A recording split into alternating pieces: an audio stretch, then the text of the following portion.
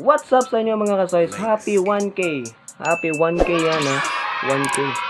1K subscribers sa atin mga kasoys. Maraming salamat sa inyong walang sawang pagsuporta pa rin sa akin. After March until now, maraming salamat sa inyo. Patuloy pa rin kayong nanonood sa mga videos ko kahit medyo boring yung mga videos ko. Hanggang ngayon pinapanood nyo pa rin ito. So maraming salamat sa inyo. Itong mga videos na ginagawa ko para to sa inyo mga kasoys. Kaya maraming salamat sa inyong panonood at sa walang sawang pagsuporta sa YouTube channel ko. God bless sa inyo. Ingat lang tayo palagi. Ayan, kita-kits sa next video natin mga kasoy, sa next upload natin. Kung ano yung content na maiisip natin, yun yung i-upload natin dito.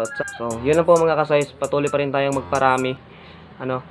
Konti pa lang tayo. So, ayun, maraming salamat sa mga bagong subscribers at saka sa mga solid na mga subscribers ko hanggang sa una pa nung nag-create ako ng YouTube channel. So, hanggang ngayon, nandito pa rin kayo. So, maraming salamat sa inyo mga kasoy. Para sa inyo to mga kasoy. Kaya, maraming salamat sa inyo. God bless at ingat lang tayo palagi. Happy 1K subscribers ulit.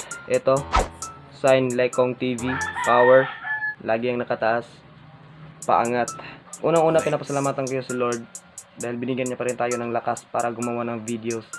Kaya malaki yung pasasalamat ko sa kanya. At kahit na marami mang tao na gusto tayong ihilahin pababa pero hindi pa rin tayo susuko. Minsan yung pamilya pa natin yung hihila sa atin pababa pero hindi tayo susuko dahil nandyan palagi si Lord. Lagi yang hihila sa atin pataas para tayo ay umangat. Kaya masakit man na isipin na minsan yung pamilya mo yung gustong hihila sa pababa dahil kasi masakit sa feeling yung ginagawa ko kasi yung pagbablog. Maraming hadlang kasi para daw akong tanga, para daw akong baliw na nagsasalita sa harap ng cellphone. So, ayun, yun yung pumasok sa isip nila, yung expectation nila sa pagbablog na pero hindi nila alam na kung ano talaga yung goal ko, kung bakit talaga ako nagbablog. Pero dahil sa pagbablog ko mga kasoys, so, may isa akong batang natutulungan.